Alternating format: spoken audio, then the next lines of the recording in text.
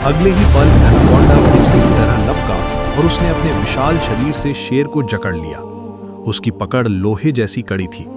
Anaconda फुफकारा, अब बचकर दिखाओ। शेर पूरी ताकत से छूटने की कोशिश करने लगा, लेकिन पकड़ कसती जा रही थी। तभी पास बैठा उसका बच्चा रोते हुए चिल्लाया, पापा।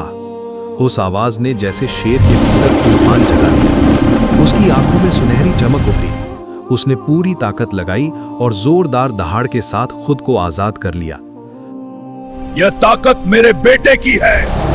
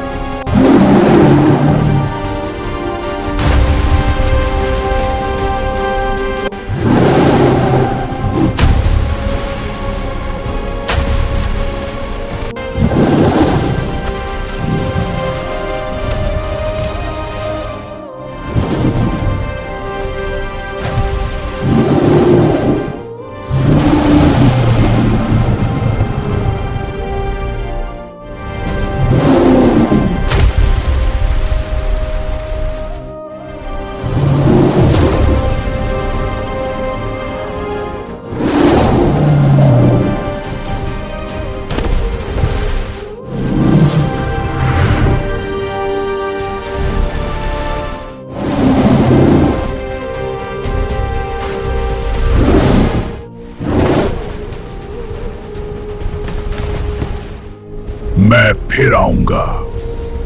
अगर दूसरी बार आया तो चीर दूंगा।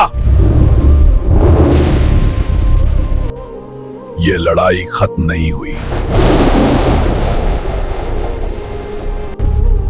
तैयार रहना शेर, मैं लौटूंगा। अगली बार आया तो बच नहीं पाएगा।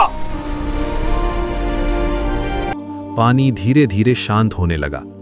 शेर तुरंत अपने बच्चे के पास पहुंचा और उसे प्यार से सीने से लगा लिया।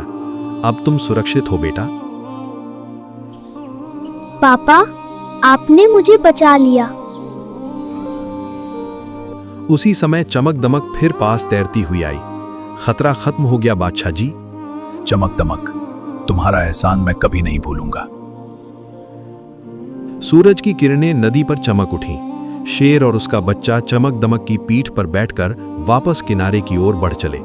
जंगल ने फिर से सांस ली। सीख, पिता का प्यार और साहस सबसे बड़ी ताकत होता है।